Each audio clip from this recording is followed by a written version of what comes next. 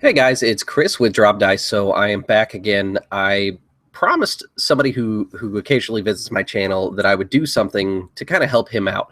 And it's something that we discussed for a little bit, and I think it's something that does need to be addressed. So I'm part of a couple different groups, you guys know that.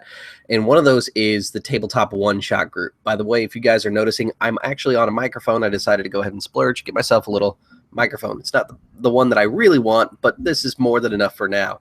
So hopefully the sound quality is a lot better. I noticed that I've gotten rid of that scratchy sound, so thanks for bearing with me while I did that. But the thing that we've noticed is in the one-shot group in particular, a lot of people will play Dungeons and Dragons simply because they have the books, they understand the system, and anytime you suggest something different, no matter how easy it is that you try and convince them that it is, they generally are not interested in trying something new because they don't know it, they don't know the books, or they don't own them. And I think that for the most part, there are some systems where that's definitely a factor, where having the books is really important. But I think with a lot of systems, you really don't need those books. It's very easy to pick up and understand. So what I'm going to do today is actually talk about one of my favorite systems, Dungeon World, why I recommend it, and how to play it, just so you guys have a quick intro. So let's talk about the basics. For Dungeon World, you need 2d6. The 2d6 basically are used to determine everything, as in if you were to do like D&D, you use a D20. Instead, you use 2d6, and the reason that I like this is because I like bell curves. 2d6 will take you closer towards the median result, which is about 6, because your range is 2 to 12, essentially. But because of that, when I drop my dice here, I got a 7. That's a pretty median result. Now, there is modifiers that get added to these dice rolls, just like there would be for D&D, so it's not really that big of a change if you're used to like 5th edition, 3rd edition, or any form of D&D, really. Now, the things that I talk about here are also going to work for any Powered by the Apocalypse game. The game that started this whole world series of games is Apocalypse World, which, again, 2d6 plus modifier equals result. And how the results are determined is a very static scale. You're always rolling against the same thing, so you pretty much always know exactly how things are going to go. And how it works is 10 or above is a complete success, 7 and 9 is a partial success, and 6 and below is a failure. And what's really cool is you have these different moves, and everything's very streamlined, but it's very narratively focused. Like for D&D, for example, when you go into combat, you roll initiative order, and everybody takes turns, and it's very uniform. For Dungeon World, it's like camera control. Essentially, you zoom the camera in on a scene that is very interesting at the moment. You take a couple turns within that scene, and then you move the camera over to somewhere else, and you take a couple turns within there. And the turns exist as it makes sense to the narrative. The biggest thing about Dungeon World is making the narrative make sense. The moves can go to the wayside, but the narrative cannot. And that's one of the big things that I really like about Dungeon World. Let's talk about some of these moves. So let's say I take my 2d6 and I rolled a 7, like I talked about earlier. It was a 4 and a 3. But the move that I'm trying to do is what's called a hack and slash. This would be your basic attack roll if you were playing any other game. The hack and slash with a 7 normally would score me a partial success, but let's pretend for a second that my character has a +2 modifier to their stat. So now I have, instead of a 7, a 9. It's still a partial success, but that +2, as with any game, could make the difference. So we have to notate that that exists and is there. So with a 9 on a hack and slash roll, what you do is you go, oh, I take my great axe and I stand firmly, glaring down at the troll, and I charge into him with this horrendous swing across the midsection. I got a boom, a 9. And then what you do is the GM will go, okay, well, that sounds like a hack and slash. So with a 9, he would read through the result, which I'm going to read the whole thing for you just so you have an idea. When you make an attack roll in melee, you roll plus strength. On a 10+, you deal your damage to the enemy and avoid their attack. At your option, you may choose to do an additional d6 worth of damage, but expose yourself to the enemy's attack. On a 7 and 9, you deal your damage to the enemy, and the enemy attacks against you. It doesn't show what the 6 result is, and that's kind of special, and I'll show you why in a little bit here. But with my 9, what happens is I can do my damage, and then the monster attacks me in return. The best part about Dungeon World for the GM is the GM rolls nothing. Everything is static, everything is known, everything is flat, and the GM can focus on his story. He doesn't have to worry about things like these little extraneous numbers here and the dice rolls and slow things down. So my heroic fighter with the great axe comes in and swings at Troll's midsection. He does his D10 of damage. The fighter has D10 damage because of his class, not because of the weapon. So if you want to be a knife fighter in a game, the fact that you use a knife doesn't make you bad. And this is my biggest complaint about D&D is if you play D&D and you are a person who wields a knife, there are ways to make it good, but statistically, if you look at the weapon as what the weapon is without anything else factored in, it is a D4. And if your character can wield a D4 dagger or a 2D6 greatsword without really too much of a penalty in between, in fact, no penalty really, to be honest, in most cases, why would you go with the dagger other than for flavor reasons? What I like is a system that really supports those choices of freedom. I feel like the mechanics sometimes do restrict the freedom of choice. Mature players and players who have played the game for a long time will realize that sometimes it's more fun to play a concept than it is necessarily play a mechanic. Good on those players, but I like when mechanics support players who do that anyways. That's all I'm arguing for. So my fighter comes in, and he rolls his D10 of damage. Let me grab one of those. Boom, D10, bam. Throws it out. He does 6 points of damage, and the troll takes it. He screams and reels back, and the troll takes one hand up and just smashes it down on the fighter, knocking him back a couple feet.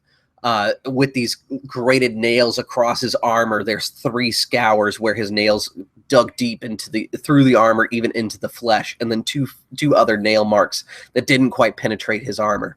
The fighter takes 4 points of damage, and then you move on.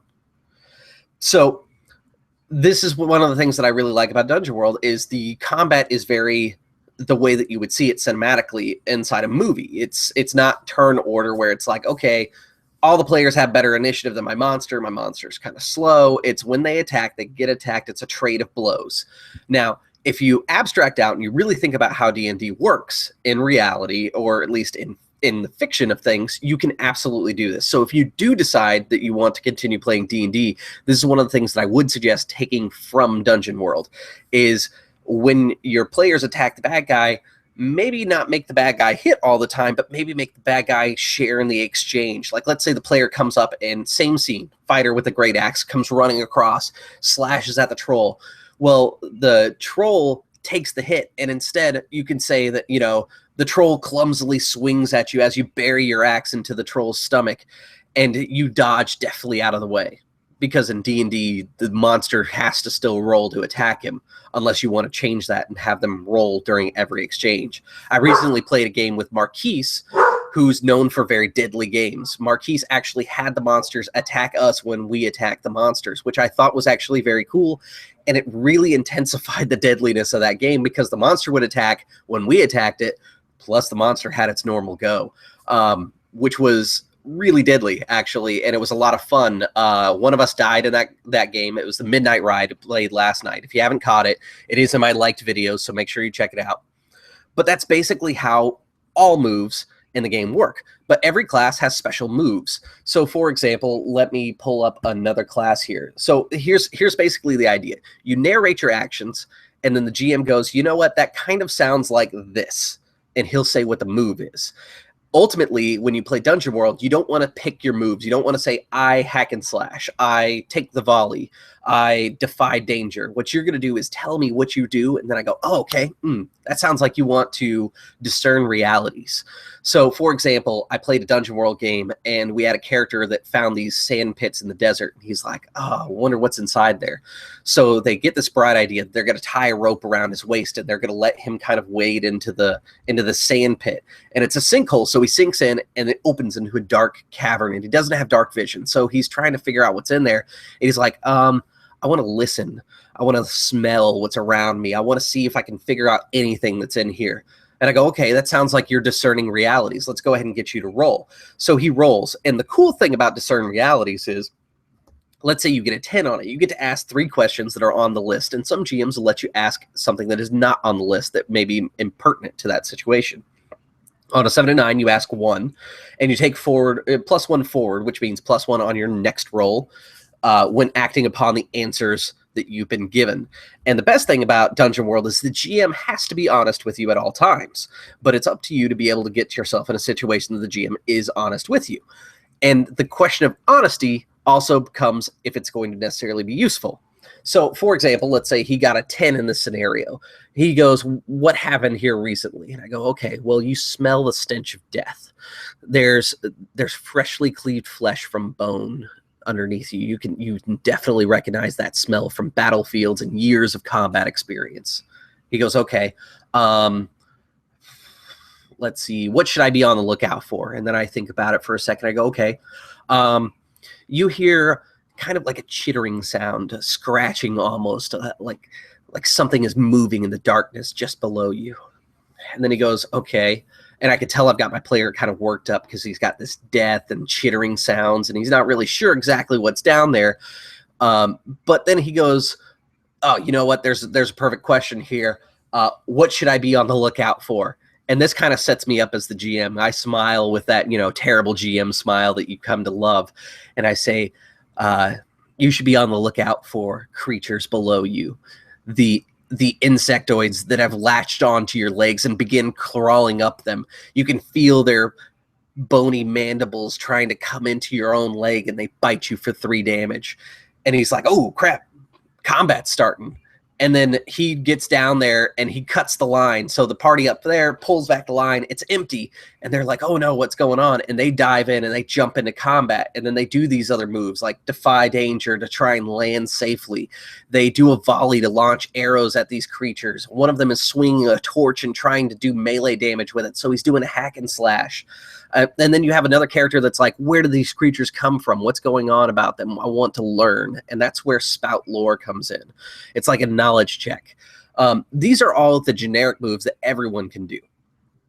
From there are some special moves that are triggered only during special situations, one of which is called Last Breath. This is something that a lot of D&D 5th edition games are doing now because of the death mechanics. So this is going to seem very similar. Basically, when you die, you roll, and you see if you're going to cheat death. So again, 2d6, 10 plus is a full success. You cheat death, you're in a bad spot, but you're still alive. Now, here's the interesting one, 7 to 9. Keep in mind, this is kind of your median result area. With a 7 to 9, death will offer you a bargain. Take it and stabilize, or refuse and pass to the black gates into wherever fate awaits you, or whatever fate awaits you. On a miss, your fate is sealed. You're marked as death's own, and you'll cross the threshold soon. The GM will tell you when. So the really interesting part about this is the game insists that you make deaths count. Now, if you've picked up the Grimworld supplement, it takes it a whole nother step further. If your player character dies as being part of that supplement, it can do outrageous things. Like, let's say you're playing a necromancer. When you die and it's a final death and you go to the black gates and you've passed on, what happens is your magical energy seeds into the ground and raises up zombies to seek revenge against the person that killed you. That's amazingly cool. But the interesting part to me is this 7 to 9. Basically, death comes to you in whatever form death is in your game, and he says, hey, do this for me, and I will let you go back to the world of the living. Or you have to become this, and you can go back to the world of the living. Or save this person, bring me this person's soul, that sort of thing. It could be something as simple as, I want you to kill 10 innocent lives and bring them to me. Or it could be something as complicated as, you must instill a new power amongst the land. Imagine how deep that would be to get that as a character, to be told that you could come back to life, but you have to instill a new power amongst the land. That means you're going to have to carve out your own destiny, create a kingdom, or overthrow one and take it over yourself and create this new power. And even if you don't do it yourself and you seat someone else, imagine the journey that comes with it. It's a really powerful tool. So I really like that move a lot. And then there's like encumbrance it talks about, which is a very basic thing. You get that with pretty much any game. All items are judged by amount of weight that they are, but it's a very basic weight system. It's like this item weighs three encumbrance. done, moving on. And once you hit your load, you then start taking penalties. Easy enough. Make camp is pretty cool. That one is where you can level up and spend your experience if you have enough to be able to level up. And when you take at least a few uninterrupted hours of sleep, you heal damage equal to half your HP. Nice and simple. HP in this game is very low compared to stuff like 5th edition D&D, whereas you gain levels, you gain lots of hit points. In this game, like 30 hit points is a good deal. So your players tend to be a little bit more tactical and a little bit more cautious about how they enter situations because they have less hit points to work with. And a game can be overwhelmingly deadly without someone who at least knows how to heal a little bit inside there. So it is definitely worth it to have a cleric inside these games. Take watch as part of taking camp, and it's very basic what you would expect it to be. Now this one's kind of interesting, especially for people like Lord of the Rings and games that involve journey. There's a move called Undertake a Perilous Journey. And basically, you assign 3 people in the party to do things. One is going to be your trailblazer, your scout, and then your quartermaster. Your quartermaster is going to manage your goods. Your trailblazer is going to be basically the guy who decides what path you're taking, and then your scout's going to look ahead for danger. Depending on your results, you could do things like eat too much food, take too much time to get there, eat less food than you expected, get there even faster, run into orcs before they catch you by surprise, set up an ambush on your enemies, or be simply caught by goblins. Sorry, guys. I'm fighting a cold right now, but you get the basic idea. Leveling up is pretty easy, just the same as any other game. You get a couple more moves and things like that. But the end of session, every game of Dungeon World or hack thereof has a little bit different in-session moves and things like that. But for Dungeon World Core, it's did you learn something? Did we overcome a notable monster? Did we loot a memorable treasure? And for each one of those that you get a yes on, you mark experience. So that gives the GM an idea of exactly what kind of games he should be running. Now, if you want to have a discovery game and you want to change this a little bit, maybe instead of did we overcome a notable monster, did we learn something about a monster today? Or something like that. You could change it up, but always have 3 questions and make those questions fit for the kind of game that you really want to play. That's my suggestion. Carouse is pretty cool. It's a way for players to get their own links to new adventure. Basically, you spend some money, throw a party, and get rumors from people around town. Getting supplies helps you out with your journey when you go to take one. You can recover. You can recruit followers. And then there's a fun one here that I like, which is when your players start doing silly things and they get in trouble with town guards, you can actually set them up to have warrants for their arrest. And if they have outstanding warrants and they get caught with this dice roll, it could mean that they get imprisoned. Someone comes after them, like a bounty hunter, things like that. And then you can bolster yourself and give you bonuses for when you actually go out on your adventure. Now, if you go to play Dungeon World, I would suggest taking all those basic moves, printing them off, and having them available to you. They are available for free at the Dungeon World website, so if you decide that you want to play the game, I would print off that, and then I would print off the character sheet that you're interested in. So for our example earlier, we talked about a fighter. Let me pull up the fighter on my end. That way we can go back to it. And my cat is destroying things in the background, so don't mind the loud noises that you may have just heard.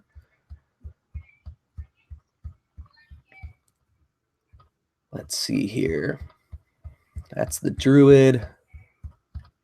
Here we go, the fighter. So, for example, the fighter. I use the fighter because the fighter is kind of the go-to easy class for everybody whenever they pick a new game. So basically how it works is it's an assigned stat system. So for the fighter that I talked about building, he has a 16 in his strength, which means he has a bonus of +2. You'll find the assigned ability scores just above your stat line, and then you just pick where they go. You'll see a box that says how much damage you do, which is D10, and then your armor, which armor works as damage reduction instead of being a deflection bonus, which I really like. I like games that do that because it's more realistic to what armor actually does. Is it dampens the blow. It doesn't really deflect the blow. And then, of course, a health track. Now, this is one of the things that I do think is kind of cool is you can choose to play towards your alignment. And alignment is not this esoteric kind of law, good, blah, blah, blah thing. Instead, what it is very descriptive to your class specifically. So for a fighter, if you want to be a good fighter, how you show that you are a good aligned fighter is you defend those who are weaker than you. And every time you do that in a game, because you played towards your alignment, you get an experience point. If you're neutral, you're going to defeat a worthy opponent. If you're evil, you kill a defenseless or surrendered enemy. These can lead to very deep stories, and with you trying to play towards that alignment, or if you decide that during the game that maybe your character has changed and he's shifted, and maybe you started as neutral, but because the way the adventure is going, your character's really become more evil. He's become ruthless, and it's not ruthless in kind of the more traditional I want to rule with an iron fist. It's that he believes that his enemies are no longer to the point that he can let them survive. Think about when Superman in the comics decided that he was going to start lobotomizing people because they were irrevocably evil, that he put them in jail, they'd escape, and they'd do the same thing over and over and over, and no one would learn their lesson. So he decided to start lobotomizing his enemies. That's evil inside the fighter's view, is because he's basically stopping them from continuing to commit their evils. While it is an evil act, it's for a greater good, which I really love the way alignment's done like that. You pick a race, which is usually determined by your class. Everything is kind of determined by your class. You get a playbook. So inside there, you have dwarf, elf, halfling, human with certain benefits specific to them. You get bonds, which ties you to the rest of the party. So one of them here is blank owes me their life, whether they admit it or not. So this is a really cool one because you can pick somebody else in the party, and how it works is at the beginning of the game, the GM will go, hey, Paul, your fighter, what is his bond to Stacy here, her mage? And he goes, well, the mage owes me her life, whether she wants to admit it or not. And they kind of discuss it, and they go, okay, yeah, I like that. And both players agree to it. But then as the GM, I can turn around and go, okay, well, what did you do? Well, how did you save her life? And he talks about this big scene where he fought a troll, and he saved her from this troll when she was just a fledgling mage, experimenting by gathering herbs and things like that for her master, and just happened upon a troll's nest. But there's kind of how that links in, and all your players start with kind of this ingrained linkage between all of them. At a minimal, you have to pick at least one. Some classes have different amounts, like you may have to pick 2 or 3 or something like that, but I like to make sure that everyone has at least one bond with someone else in the party. My usual go-to is actually 2 bonds with 2 separate people in the party for a 4-player game. So that really strengthens the group's mechanics together as far as like how their role play goes. And then you get starting moves, which for the fighter is bend bars, lift gates. It's basically, I'm this fighter, I'm this strong guy. He gets armored, which means he can wear armor with the clumsy tag, and he ignores clumsy. And we'll talk about tags in a minute here. Signature weapon, which is going to be, you know, that iconic weapon that fighters have, like a Conan the Barbarian, his sword, his father's sword, even during certain points. And that's basically what that is. And then you get advanced moves as you level up. You can pick them and think of them kind of like picking feats or something like that. But it's basically tailoring the class from broad strokes into fine, detailed brushes for you to select from. So, for example, you could take Merciless, and it says when you deal damage, you deal an extra D4. So now my fighter is dealing a D10 plus a D4 for his damage, which is awesome. That's a lot of damage he can dish out, especially when, you know, you're fighting goblins that only have 5 hit points anyways. And basically, you kind of level up and you go along and develop the story. But remember, ultimately, Dungeon World is about the narrative. These moves go to support them. Now, the fighter has a lot of direct combat moves, so you don't really see a lot of that. But for example, you can take stuff like the Paladin, who gets a move called Quest. Basically, with Quest, he decides at the beginning of a game, he says that I am going to set out to slay blank, a great blight upon the land, or one of these other options here. And then he gets to choose 2 boons. And he says an unwavering sense of direction to blank, or an invulnerability to blank. So maybe my paladin wants to slay Smog, the great blight upon the land, because let's say that the Lord of the Rings group had a paladin with them.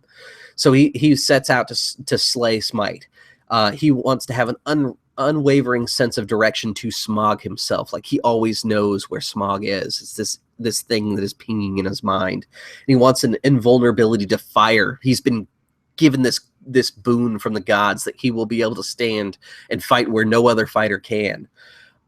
which that's entirely up to the player, which is really cool because it's very empowering. And then the GM will then tell you what value is required for you to maintain your blessing.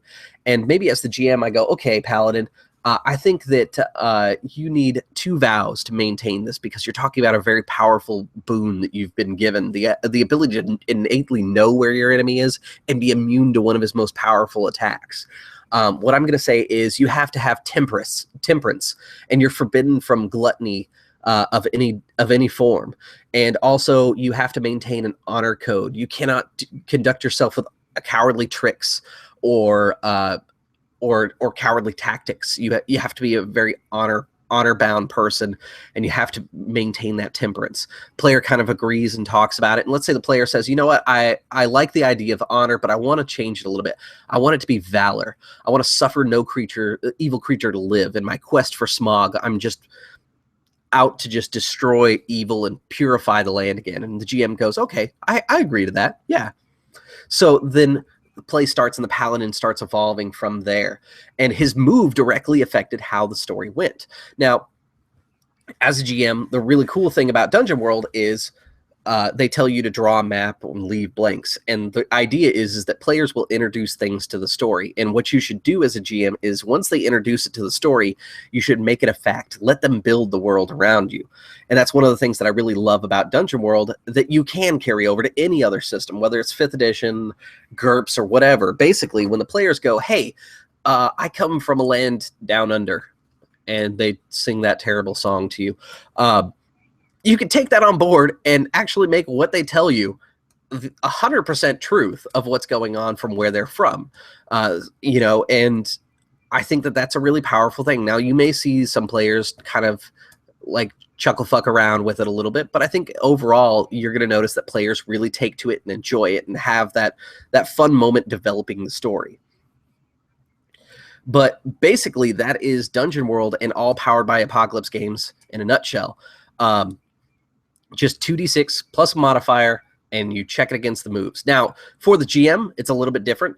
And for the GM, I would recommend going and making sure that you at least have the book with you, because there is a set of soft moves and hard moves that you can do. Soft moves meaning that you are eluding or not necessarily doing anything to directly hamper your players. Hard moves being directly hampering your players. So an example would be the thief tries to pick a lock and you decide to use a soft move.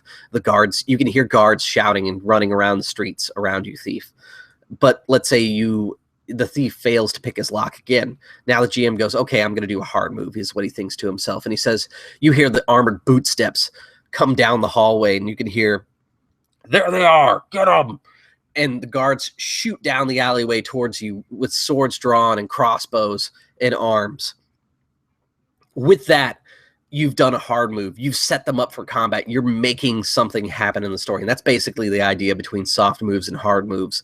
And the other thing that you can do as a GM is when you create a scenario, you can write moves for your monsters. So, for example, let's say, you want to have a dragon that does a breath attack. Breath attack is a move. Easy enough. If you want to have like an environment that changes, like let's say that if a loud noise is triggered, an avalanche will happen here, is one of your environmental moves. So you think about the spells that are being cast and somebody throws out like a shatter spell and you're like, oh, that's going to be loud. Let me roll this environment move. Or you can tell the player, most cases because the GM doesn't have dice, hey, can you do me a favor, roll 2d6 real quick? We're going to do an environmental move. Don't let them know what's going on. That's the beauty of environmental moves. Once the shatter spell goes off, it'll be like, oh man, you got a 7? Okay, this is what happens. Snow begins to fall and accumulate, and you hear this rumbling sounds and the groan of trees cracking. An avalanche descends upon you, burying all of you and your enemies.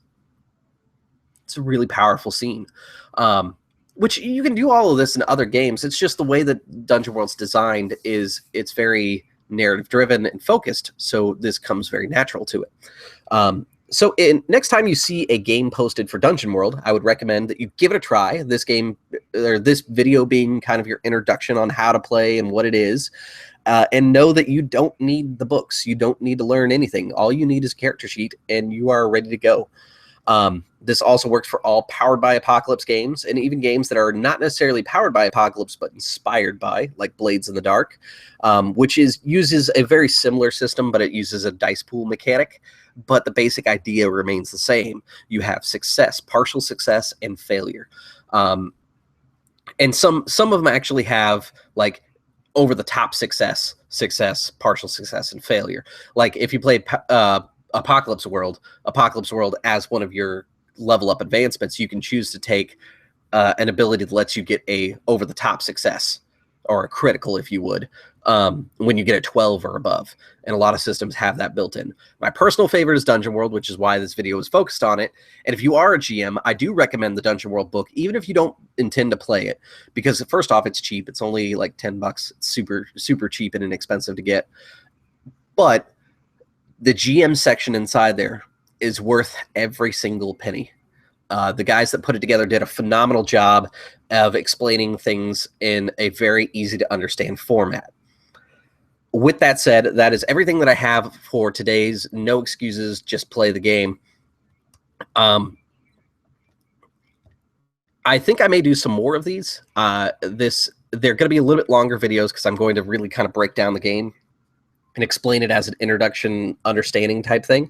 But I also encourage other GMs for games that I haven't played to make videos to kind of explain how your game basically works, so that if you have players that are interested and go, oh, I've never played that before, you can be like, bam, here's my link. So if you want to get involved in the No Excuses Play Games, or No Excuses Play the Game movement here, go ahead and do it. And, you know, let's get this thing going. I'm going to post this to the one-shot group so that everybody can get familiarized with it. And what I would like to see is Ian Christensen. I'm going to call you out, buddy, if you've made it this far in the video. Thank you. But I'm going to call you out and say, I would like to see a video on how to play Stalker.